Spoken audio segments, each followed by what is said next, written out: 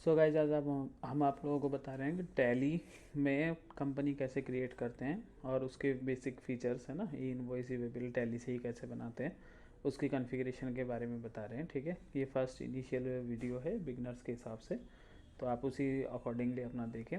बाकी सबसे पहले देखिए, टैली आपको डाउनलोड करना होगा आपका, अगर आपके पास लाइसेंस है तो वेल एंड गुड है, अगर लाइसेंस नहीं है तो एजुकेशनल मोड में करें। उसके लिए मैं एक डिफरेंट शॉर्ट बना दूंगा, वो आप देख लेना। इसमें फिर हम लोग क्रिएट कंपनी में जाएंगे, कंपनी क्रिएट करने के लिए। ठीक है, बाकी पाथ वगैरह के बारे में मैं टैली आपको कॉन्फ़िगरेशन में बता दूंगा या नहीं भी बताऊंगा, वो बहुत सिंपल से स्टेप होते हैं। जैसे ऊपर आपको कंपनी डाटा पाथ दिख रहा होगा ना, तो वहाँ पे आप पाथ डाल सकते हैं कंपनी का, जहाँ पे आपको अपने डाटा को सेव करना है। जिस डाटा को आप सेव करेंगे ना, वो प्रॉपर फोल्डर बनेगा, जैसे इसके नंबर्स होंगे 1000 या 100001 है ना, इस टाइप का होगा। तो उसमें आपका अंदर में 5-6 फाइलें रहेंगी। इसमें वर्ड की तरह नहीं होता कि आपका एक सिंगल फाइल बन गया, कंपनी का एक डाटा बन गया। एक फोल्डर के अंदर एक कंपनी का डाटा रहेगा। आप 10 कंपनी बनाएंगे, आपको डाटा के अंदर में 10 फोल्डर देगा। उसका पाथ है आपका सी यूजर्स पब्लिक है ना, टेली प्राइम पब्लिक डाटा। उसको आप चेंज भी कर सकते हैं। वंस आपने डिसाइड कर लिया आपको डाटा को कहाँ सेव करना है या बाय डिफ़ॉल्ट चाहे वहीं रहने देना है, उसके बाद आप अपना कंपनी का नाम क्रिएट करेंगे, एड्रेस डालेंगे है ना, जैसे मैं इसमें अभी डाल रहा हूँ।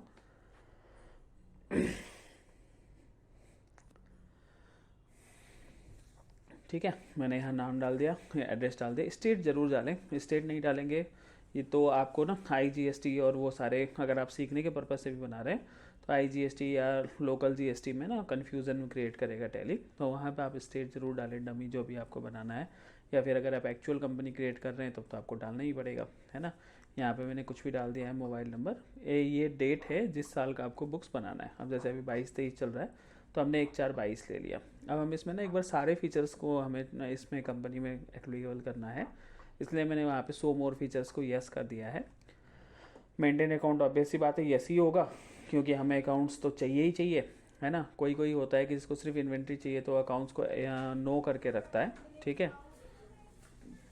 फिर इनेबल बिल वाइज एंट्री आप यस कर दें है ना, क्योंकि सारी पेमेंट्स तो हम बिल वाइज ही करते हैं। कोई कोई ऑन अकाउंट भी करता है, बट बेटर यही होता है कि हम बिल वाइज पेमेंट करें, तो हमें बिल वाइज आउटस्टैंडिंग दिखा देगा, इसलिए यस, इसको यस करें।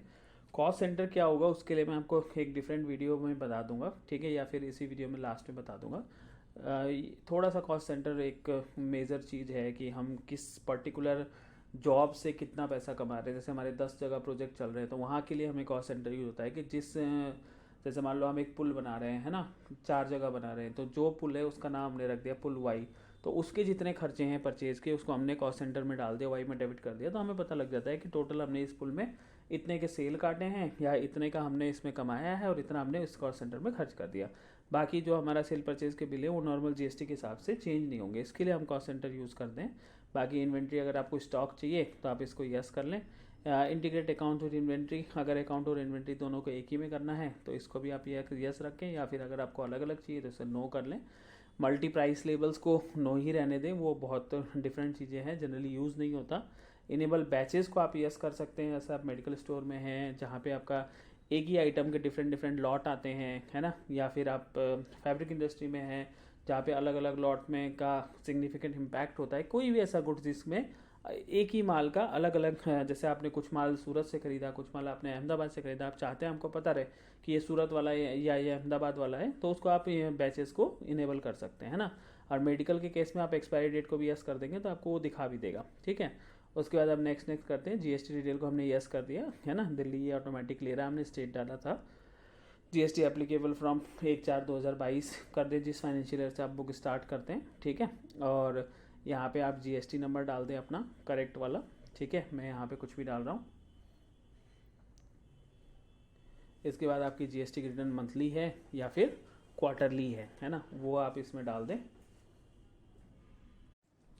ठीक है, फिर इसके बाद में हमने यहाँ पे GST नंबर डाल दिया, GST की हमने पीरियड भी सेट कर दिया है, हमने इसको मंथली कर दिया। वो बता रहा है कि GST नंबर गलत है, तो उससे कोई फ़र्क नहीं पड़ता। ठीक है, यहाँ पे आप GST रेट डिटेल्स है ना, इसको नो ही रहने दें, क्योंकि अलग अलग आइटम के GST के रेट अलग अलग होंगे। अगर आप यहाँ बाय डिफ़ॉल्ट 5 डाल देंगे ना, तो सब में वो 5% ही लेगा, तो उसकी इनको सबको आप नो ही रहने दें। एडवांस टैक्स वगैरह में होता नहीं है। देखिए, अगर आपका ई वे बिल एप्लीकेबल है इसको यस कर दें।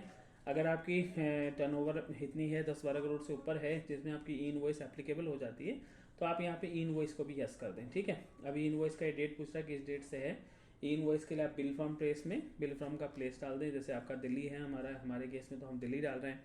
अगर नोएडा होगा तो हम नोएडा डालेंगे, है ना, या जो भी है वहाँ पे हम यहाँ पे बिल फ्रॉम का प्लेस डाल सकते हैं। ठीक है, फिर उसके बाद में हमारा default period for invoice report, वो नॉर्मली साइट पे भी 3 ही दिन का आता है, तो टैली में भी बाय डिफ़ॉल्ट हम 3 ही दिन का दिखा रहे हैं। ठीक है, फिर इसके बाद हमारा यहाँ पे ई वे बिल और ये दोनों एक साथ बनाना है कि नहीं, इसको हम यस करेंगे ना। तो जैसे ही आप सेल की एंट्री को सेव करोगे, आपका ई वे बिल और ई इनवॉइस दोनों एक साथ ही बन जाएगा। ठीक है, तो आप इसको यस भी कर सकते हैं। अगर आप चाहते हैं आप मैनुअली इनवॉइस बनाएं, कुछ प्रॉब्लम है या इनवॉइस एप्लीकेबल ही नहीं है, तो इसको आप नो भी कर सकते हैं। ठीक है, या फिर आप सिर्फ ई वे चाहते हैं तो ऊपर ई इनवॉइस एप्लीकेबल में नो कर दें और ई वे को यस कर दें। तो इस केस में आपका क्या होगा कि ई इनवॉइस जो है, ई वे बिल जो है, वो पोर्टल से टैली से डायरेक्ट बन जाएगा और आपका ई इनवॉइस नहीं बनेगा। इसको मैंने यहाँ सेव कर दिया। ठीक है, इसके बाद टी डी एस डिटेल को आप यस कर दीजिए। ठीक है, अगर आपका टी डी एस एप्लीकेबल है, आपको बता दूँ जो भी कंपनियाँ टैक्स ऑडिट में है उनके लिए टी डी एस काटना मैंडेटरी होता है। ठीक है, फिर इसमें जो टैक्स ऑडिट में है इनमें आपको काटना ही पड़ेगा। और टैक्स ऑडिट का रूल ये है कि जिस कंपनी का टोटल टर्नओवर 1 करोड़ से ऊपर है, वो सारी कंपनी जो है वो टैक्स ऑडिट में आती हैं। तो अगर आपका टर्नओवर 1 करोड़ से ऊपर है और आप टीडीएस के उसमें आते हैं कि जैसे कोई भी आपका कॉन्ट्रैक्टर का बिल आप ले रहे हो, या इवन आप तो परचेज में 50 लाख से ऊपर अगर आप एक पार्टी से करते हैं तो उसमें भी आपको टीडीएस काटना पड़ता है। इस तरह का कोई भी अगर केस है तो उसमें आपको 10 नंबर लेना पड़ेगा। 10 नंबर लेने के बाद आप उसमें यहाँ पे 10 नंबर को फीड कर दें। यहाँ पे आप जिस पर्सन का जो इनकम टैक्स में है रिस्पॉन्सिबल, जिसका आपने ऑथराइज सिग्नेटरी बनाया हुआ है बेसिकली, उसका नाम दे दें, उसका पैन नंबर दे दें, उसका एड्रेस वगैरह सारा आप यहाँ पे फीड कर दो, है ना। तो इससे क्या है कि आपको चीज़ें ईजी रहेंगी, आपके रिपोर्ट जो भी प्रिंट होंगे वो थोड़ा क्लियर प्रिंट होगा, है ना। नाम वगैरह सारा उसमें बाय डिफ़ॉल्ट ही आ जाएगा। ठीक है, यहाँ पे मैं ये सारी चीज़ें फिल करते रहा हूँ।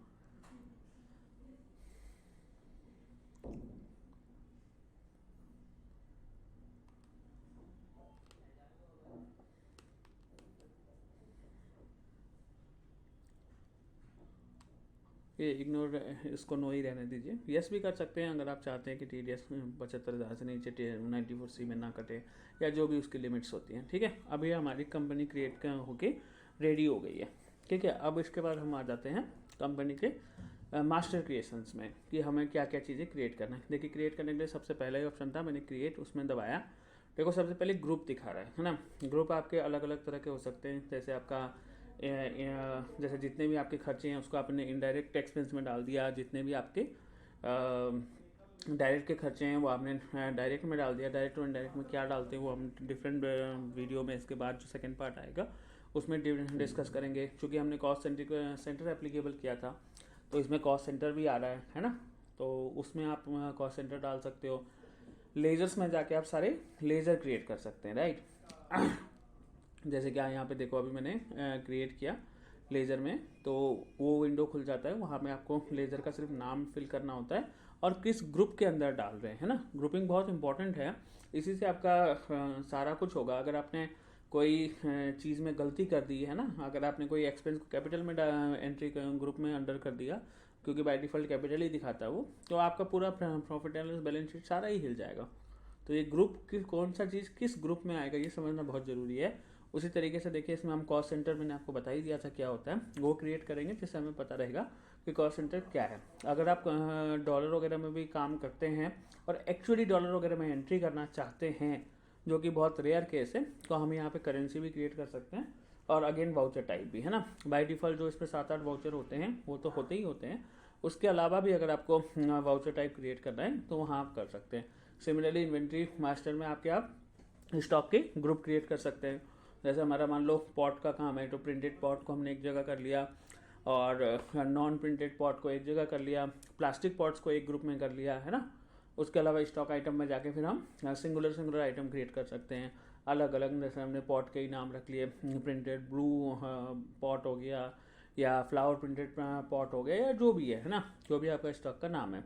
यूनिट हमारा अलग अलग होता है, जैसे हमारा मीटर और यूनिट है, पीसेस यूनिट है, केजी यूनिट है। और जिस चीज़ में हमारा बिजनेस है, जैसे हमारा पॉट है तो पीसेस में हो सकता है या डजन में हो सकता है ना। तो उसके लिए हम यूनिट भी क्रिएट कर लेते हैं। इसके बाद फिर हमारा आता है गोडाउन, है ना।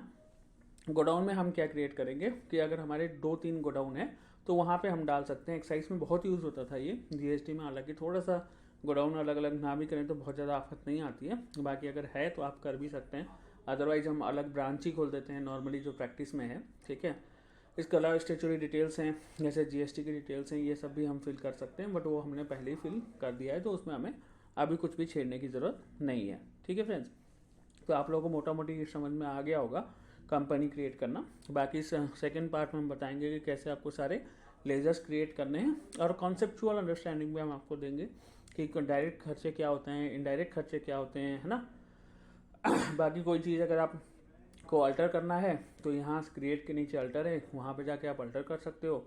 अगर फिर उसके बाद अगर मान के चलो आपको वाउचर की एंट्री करनी है तो आप इसमें वाउचर्स में जाके एंटर करोगे तो आपका वाउचर का एंट्री स्टार्ट हो जाएगा, है ना।